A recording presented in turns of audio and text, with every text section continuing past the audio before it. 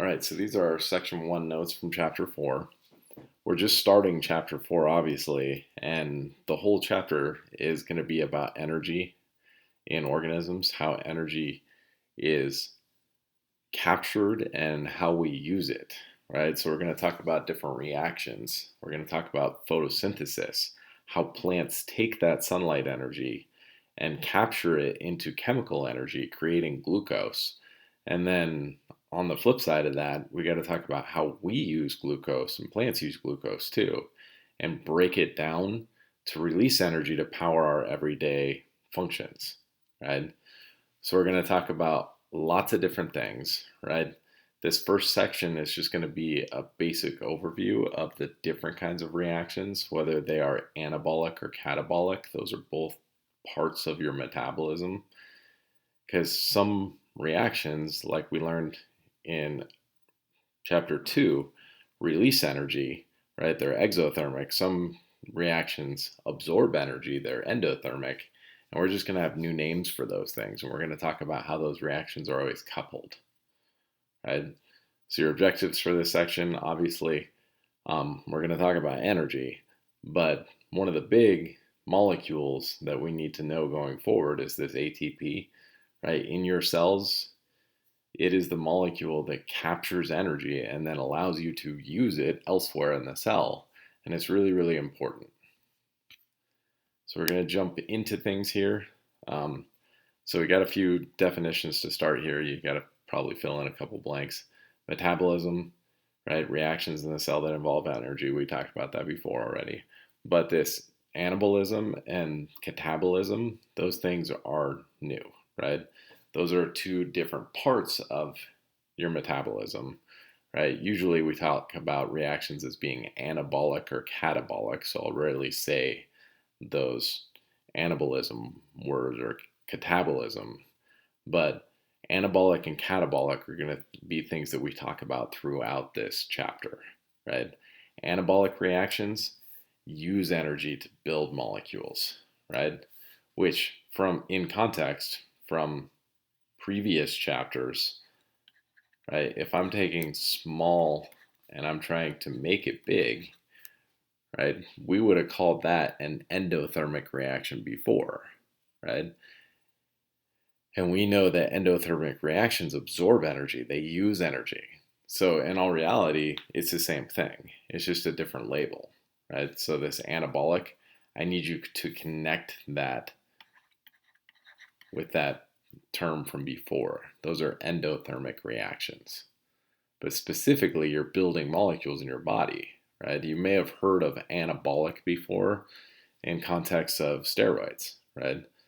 There are athletes that try to use these anabolic steroids to build muscle, right?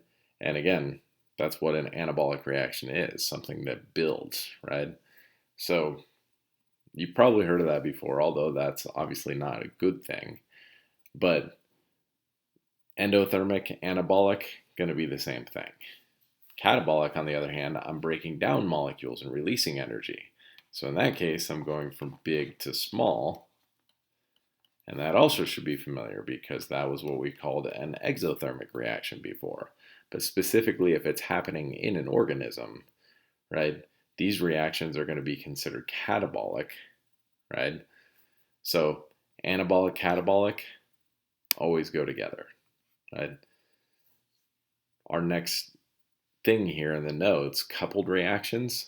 Basically, if I have a catabolic reaction, if I have something big that I'm breaking down to make something smaller, just like we talked about before, that's going to release energy in the process, right?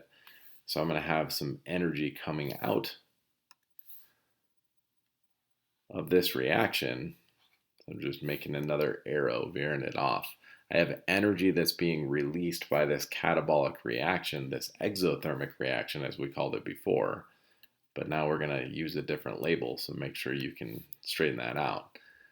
So I have a catabolic reaction, but I'm not just going to lose this energy to nothing, right? I have to use it for something. So every time I do a catabolic reaction from here on out, any time we refer to a reaction that releases energy that could be called exothermic, right? There's always going to be a coupled reaction that goes with that. If I'm going to break something down and release energy, I better also absorb that energy in some other reaction, right? This reaction that absorbs energy obviously would be going from small to big. It would be considered an endothermic reaction. It's now going to be called an anabolic reaction. Excuse me, I was using color before, so I'll do that again. So I have these catabolic reactions and anabolic reactions, and catabolic reactions power anabolic reactions. Again, they are the same thing as exothermic and endothermic before, except for the context. We're not talking about a reaction that's just happening in a beaker, it's happening in a living thing. And we're talking about coupled reactions. That's when we start using these terms, catabolic and anabolic. So again, catabolic releases energy, anabolic absorbs that energy. You would never release energy in a cell without a purpose. You would never do a catabolic reaction in a cell unless you wanted to power an anabolic reaction. So they always go together. We got to get used to that. Right? Now, I drew that to show energy coming out. In pictures that we do later, it's going to look a little bit different, right? I'm going to have that big to small, but I'm going to be using these curved arrows. And I'm going to have one arrow that kind of meets with another one. Anytime I have these two curved arrows that come close together, right, you should be able to recognize that from big to small, that would be a catabolic reaction. And if it's next to another arrow that's curved, that's a coupled reaction, a reaction that's happening side by side with that catabolic reaction. And if one reaction is catabolic, the other reaction is always anabolic. So I'm going to be taking something small and turning it into something bigger to capture that energy that's lost by the catabolic reaction. So again, there's different ways that we could represent it. I could have this energy coming out, right, that I used red for, and entering a different reaction. But usually we'll just use these curved arrows, and if they're coming close to one another, that means that they're coupled. Energy leaving one is entering the other. Right? So one's always going to be catabolic, the other one's always going to be anabolic. And that's what you're going to have to determine later, is which one's which. Right? But otherwise, I said at the beginning of these notes that ATP is going to be an important energy molecule in the cell. Right? ATP is actually a nucleotide. Right? There's an adenosine that's attached to a sugar that's attached to a phosphate. And if I put a bunch of those together, like in last chapter, so you don't need to do that right now, but I can show you, right, just for context here, that I could have this sugar connected to another phosphate, connected to another sugar, connected to another base, right? And I could keep doing that, put another phosphate down here, another sugar, and another base, and now I have a nucleic acid, right? But in context now, I just have this single nucleotide, right? But instead of there being one phosphate, since it's called triphosphate, I'm going to have three phosphate groups attached to it. So it's really just a nucleotide that has a couple extra phosphates attached to it. But because there's extra phosphates attached to it, it contains more energy, right? That makes it bigger than normal, right? So it has more energy than normal.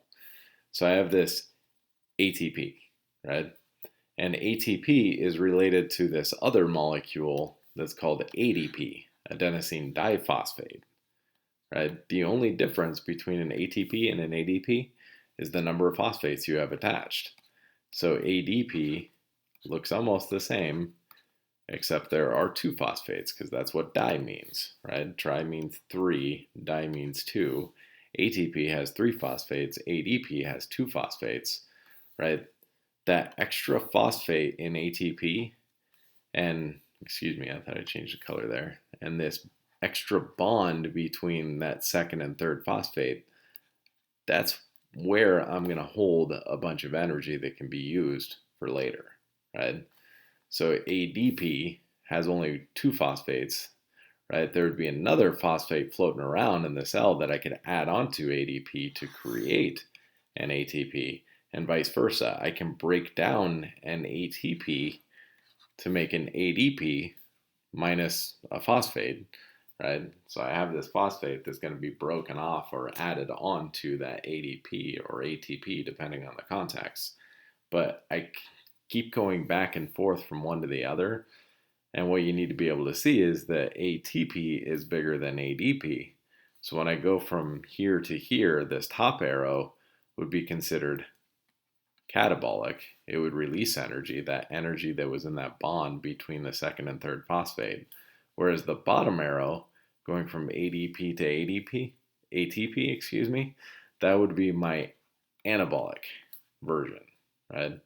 So I have this catabolic and anabolic reaction that can happen between ATP and ADP at adenosine triphosphate and adenosine diphosphate.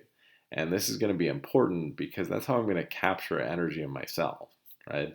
If I'm going to do a reaction, move this box out of the way real quick. If I'm going to do a reaction, again, going from big to small, excuse me, I put the arrow backwards, so I'm just going to flip the arrow. I meant to say from small to big, but since I don't want to erase all that, I'm just going to flip the direction the arrow's gone. If I want to go from small to big, I'm going to need energy to do that. That's an endothermic reaction. That can also be called an anabolic reaction now. In order to do that in my cell, I'm going to need energy from a catabolic reaction. And as long as I have this ATP floating around in my cells, this molecule over here, I have energy that I can use to power this anabolic reaction here. Energy leaving this reaction enters the other reaction up here to help me take this small thing and turn it into a bigger one. Right? So again, coupled reactions. Without ATP in your cells, you can't do anabolic reactions. You can't do endothermic reactions. Whereas the opposite is also true. If you're going to do, this time it is from big to small that I mean, a catabolic reaction, there'd be no purpose to do this catabolic reaction if I can't capture energy in the process, right? Unless I literally want to waste heat and because I'm cold, right? Again, you do actually waste energy sometimes because you are cold, so you shiver just to burn off extra energy. But most of the time when you're breaking down molecules, you want to use that energy that's released. So you're going to power an anabolic reaction. And in this case, I'm going to take an ADP and turn it into an ATP and capture that energy again, right? So energy that comes out of a catabolic reaction in your cells is typically going to be caught by an anabolic reaction, but almost always that anabolic reaction is going to be the production of ATP. Otherwise, to power other anabolic reactions, you're going to break down ATP to make ADP. And I know that sounds crazy, right? It's kind of a mouthful to even say the things that I'm saying. But essentially, anytime you're doing something in the cell, whether it's anabolic or catabolic, ATP is going to be involved. You're either going to be making it to capture energy when you do a catabolic reaction in the cell, or you're going to be breaking down ATP to power anabolic reactions that happen in your cell.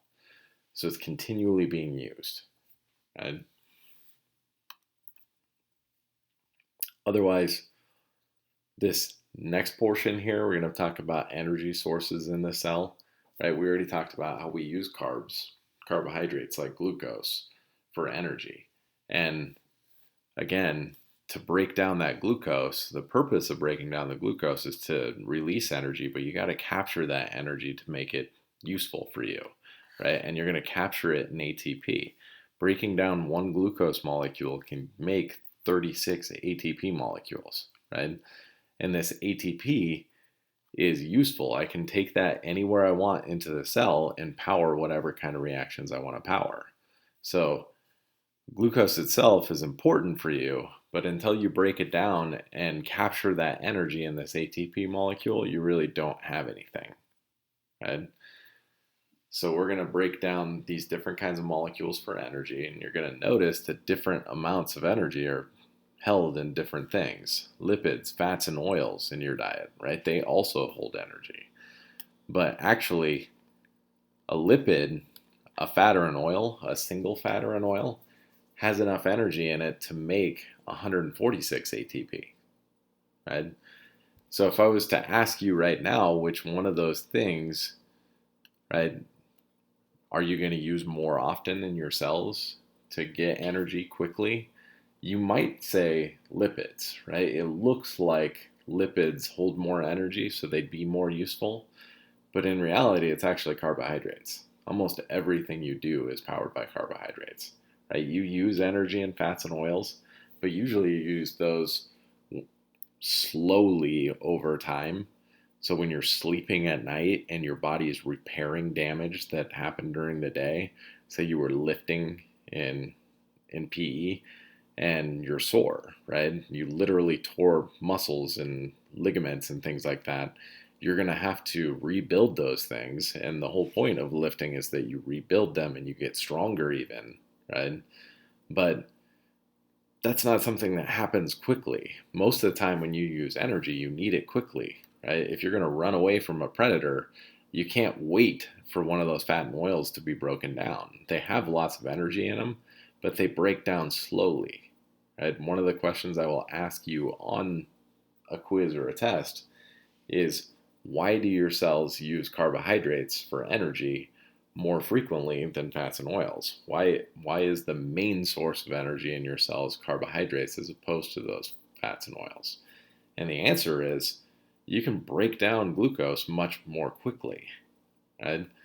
You can actually break down upwards of 1,000 glucose molecules in the same amount of time it would take you to break down one fat molecule, right? Or one oil molecule. So it's not really 36 ATP that we're worried about. It's the 36,000 ATP that can be produced in the same amount of time as that 146 ATP from a fat or an oil. So again, you do have different kinds of energy sources, but you're much more likely to use carbohydrates as an energy source in your cells because you can get that energy much more quickly. You can burn glucose so efficiently that you can break down upwards of 1,000 of them for every one fat or oil molecule that you can break down. So I'm not really comparing this 36 to 146. I'm comparing 36,000 to 146. This is much, much more energy, and you can get it quickly, right? You can get it now when you need it, right?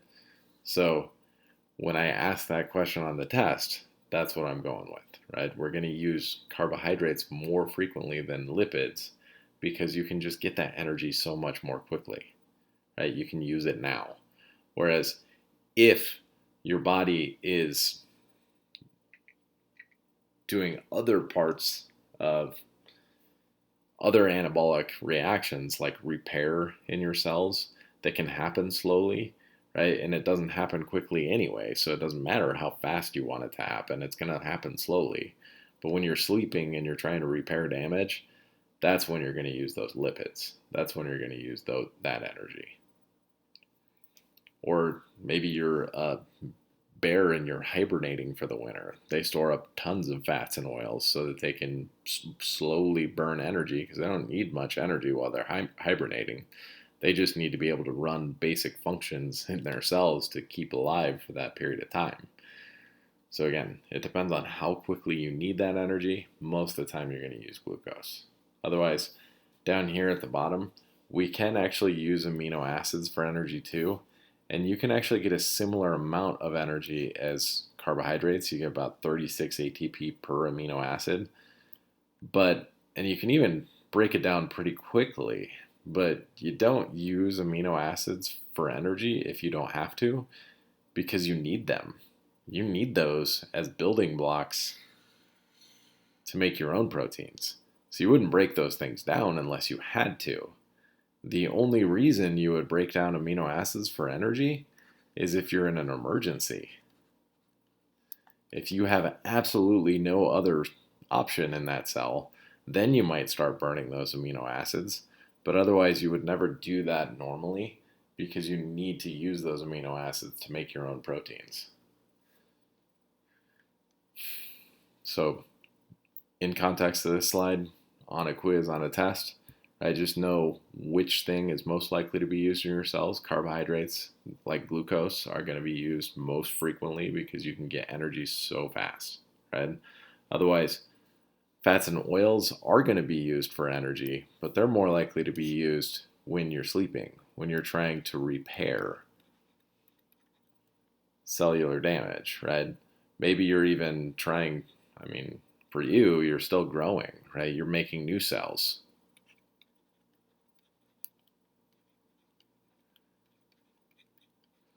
Or maybe you're a grizzly bear and you got to hibernate for the winter, right? That's what you're going to use those fats and oils for. Otherwise, amino acids aren't typically going to be used for energy because you need them. You wouldn't break them down just so you'd have to rebuild them to make your own proteins. So most of the time, amino acids are used for protein production. Otherwise, you can break them down for energy. You just wouldn't do it very often. That's an emergency only situation, right? You never use those things if you didn't have to because you need them for other purposes. This question is from chapter 1, actually. I'm pretty sure you still know what the answer is here. So it's seeing as we're going to talk about photosynthesis in this chapter, this becomes relevant again. So again, just make sure you can still answer this question from chapter 1. Where does that energy that you use ultimately come from? Otherwise, there are other kinds of organisms that don't use sunlight energy. Right? Chemosynthesis is something that we actually found out about fairly recently. We didn't know that things could live at the bottom of the ocean where there's no sunlight.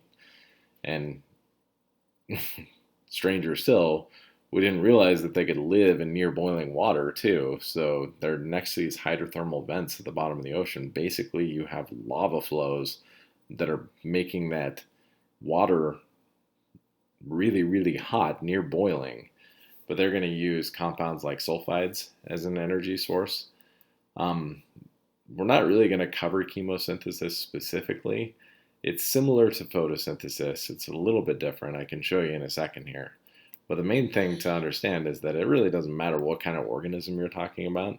These chemosynthetic organisms would still use ATP in their cells. They would still capture energy with ATP and then use that energy for anabolic reactions. They just make that ATP in different ways. So again, real quick here, just so we can kind of see, I drew out the reactions for photosynthesis and chemosynthesis.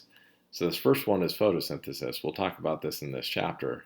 And right, an important factor here is that I'm going to need sunlight energy to make this photosynthesis work, right? Without that sunlight, without that abundant sunlight energy, I wouldn't be able to power this endothermic reaction to make glucose, right? So we're going to talk about exactly how that works as we continue this chapter. Chemosynthesis is similar, right? I'm still going to try and make an energy molecule. I'm going to make glucose in both things, and I'm going to use carbon dioxide to make that glucose in both things. But the energy for this situation is a little bit different. I'm going to use these sulfur-containing compounds, this dihydrogen sulfide, which actually to you would be an extremely toxic substance, right? That would actually kill you. This gas is highly flammable and very toxic. If I was to have that leaking into our classroom, it could kill all of us fairly quickly, right? So obviously it's kind of strange that they're going to use something that's this toxic to help them survive. But again, there's lots of things that are strange about these organisms. They're going to use energy from that sulfur containing compound. They're also going to use energy from that hydrothermal vent. That's what this triangle means over this arrow, that there's a lot of heat that's going to help this happen, right? They're also, the other slightly strange thing is that instead of making oxygen, right, chemosynthesis actually uses oxygen. So you'd have to have oxygen present for this to work. But otherwise, you're going to produce glucose in both cases. You're still going to make that chemical energy and store it in a molecule like glucose in a carbohydrate. But the way that it happens is a little bit different. Again, we'll talk more specifically about photosynthesis, how you capture that sunlight energy to make glucose. But chemosynthetic organisms also make glucose. They just do it different, right? They use energy from sulfur-containing compounds. They use extreme heat from these hydrothermal thermal vents, and they make some strange byproducts too, right? All I would need over here is a little bit of oxygen again, and these things turn into sulfurous acid very quickly, and that's also something that would be really, really bad to have in your cells. So lots of strange things with these chemosynthetic organisms. They've evolved to be able to deal with all those problems, all of which would kill you and your cells, right? Again, that dihydrogen sulfide is toxic. That near boiling temperature would kill you. And then to produce these byproducts at the end that could ultimately make an acid in your cells that would just burn right through all of your carbon containing compounds. It doesn't seem real likely that this would work for a living thing, but those living things have evolved to be able to do that and to be able to deal with it. So again, we're extremely surprised to find those things at the bottom of the ocean, but they're there and they can do it. Otherwise, it should be good for this section.